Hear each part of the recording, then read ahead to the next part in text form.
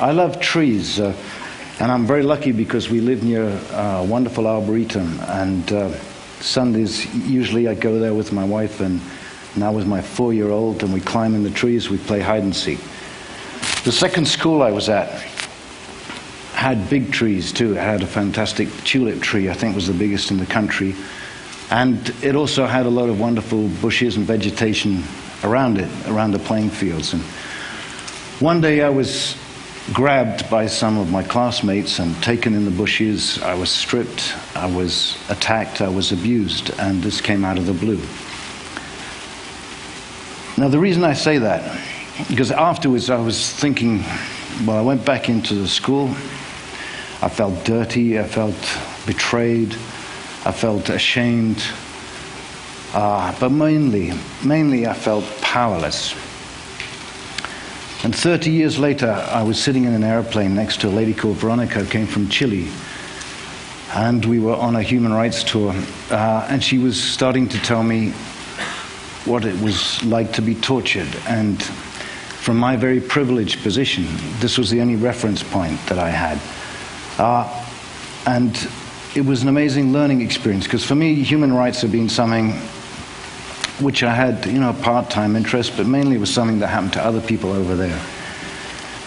But I got a phone call from Bono in 1985, and as you know, he's a great singer, but he's a magnificent hustler, and very hard guy to say no to, and he was saying, so after I'd done the Biko song, we're going to do a tour for Amnesty, you have to be on it, and really that was the first time. But I'd been out and started meeting people who'd watched their family being shot in front of them, who'd had a partner thrown out of an airplane into an ocean.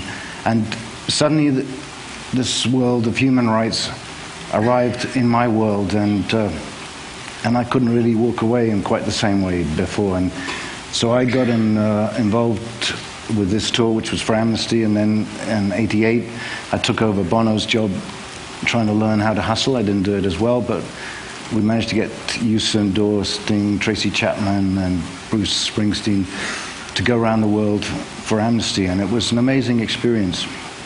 And once again, I got an extraordinary education, and it was the first time, really, that I'd met a lot of these people in the different countries, and these human rights stories became very physical.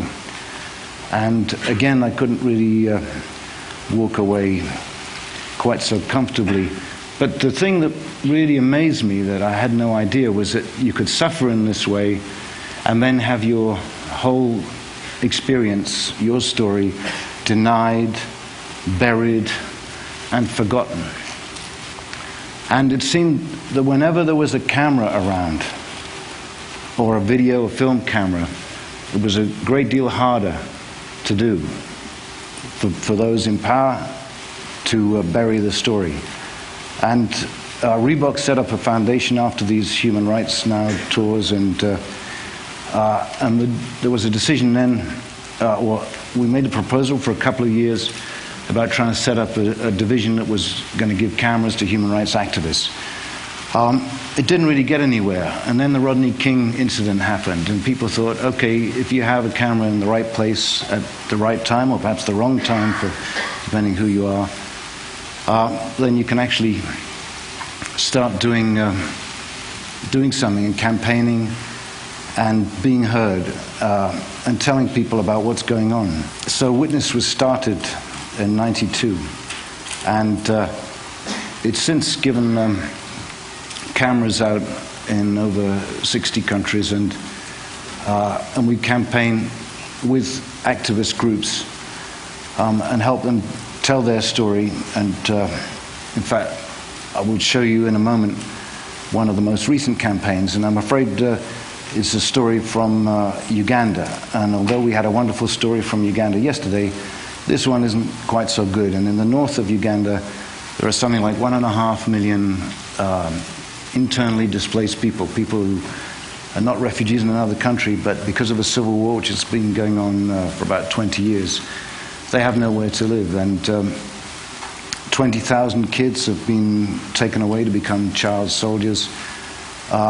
and the International Criminal Court is going after 5 of the leaders of the, what's it called? I forget the name of the army. It's the Lord's Resistance Army, I believe. But the government also doesn't have a clean sheet, so if we could run the first video.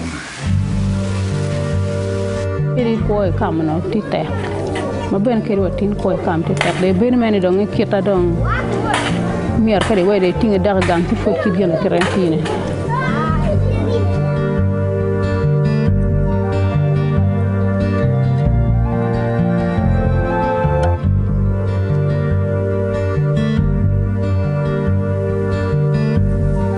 karma ti gang uno ayela pamun ma pakonya e burkie karma ore kam kan kong wa tem bir ma be etong yunge dong mon pagamena da tak ti lu gi marat tamonye te kupie yo me wa akwe anda je ada nya mana Evelyn je dog du nya mana ti wa beru pen ti wa beru pen ay ngar ti le bedo a bien achar bi ya lomba aya ngar tiel ti e badir kircha aya emu ber kwerni uti na ka char bergi eba aya emu bergi eba na tinga bi ber kwedwa kala kay mon dong a ku do gi ma che ku chi kere en yon ngi ti go ba kwen ni me ma ter la da ku pe ni wa ti go ba ni me ma ter la da wa wa gi ma pe ke gi ma ti no wa da chan kere en ma pe ana ga la no wa kan ba ni no wo ti moni manyoro dan ma lo ko kire no dan ma la pien e don wang char en no chama don gu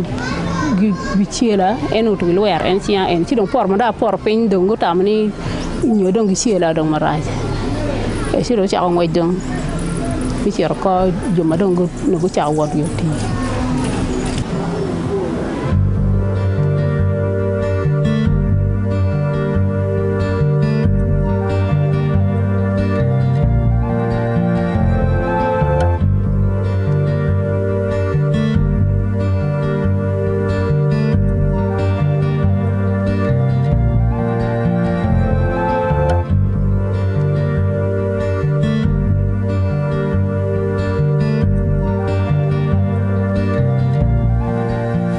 So torture is not something that always happens on other soil.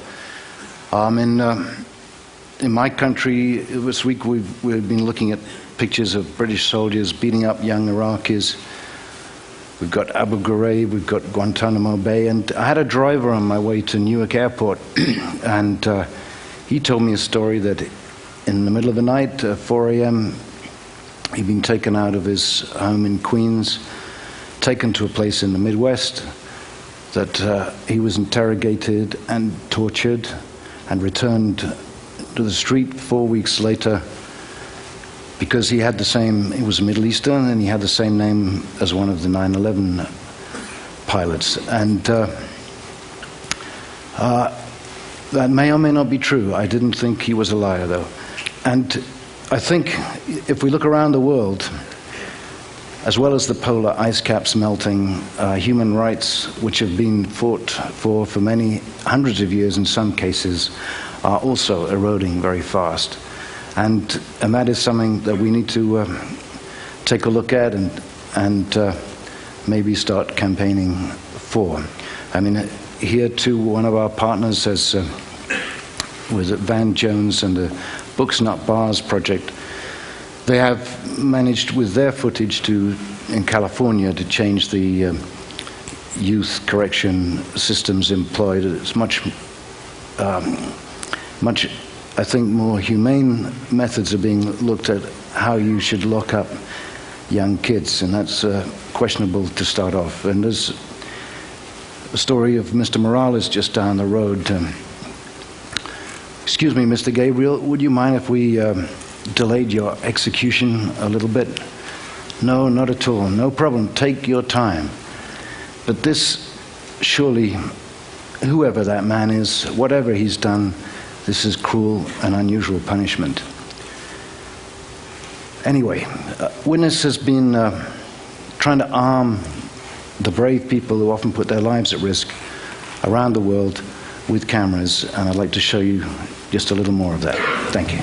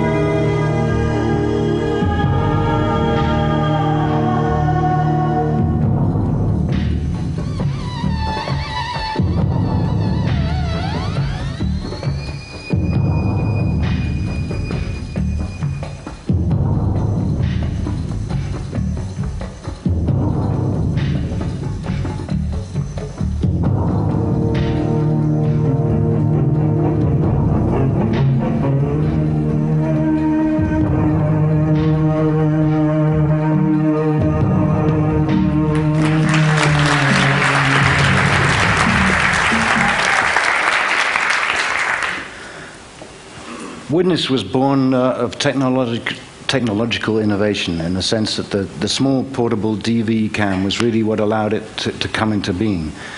And we've also been trying to get computers out to the world so that groups can communicate much more effectively, campaign much more effectively. But now we have a wonderful possibility which is given to us from the mobile phone with the camera in it, because that is cheap, it's ubiquitous, and it's moving fast all around the world.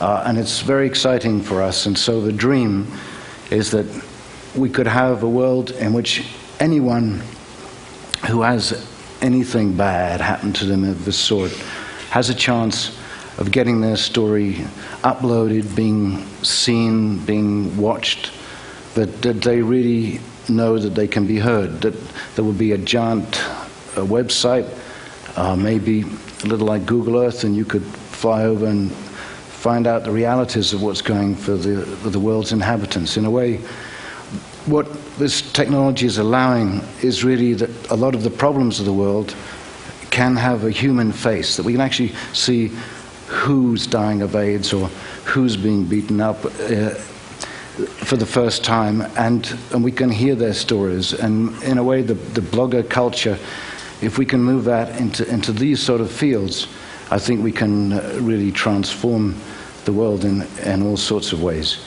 There could be a new movement growing up, rising from the ground, reaching for the light, and growing strong, just like a tree. Thank you.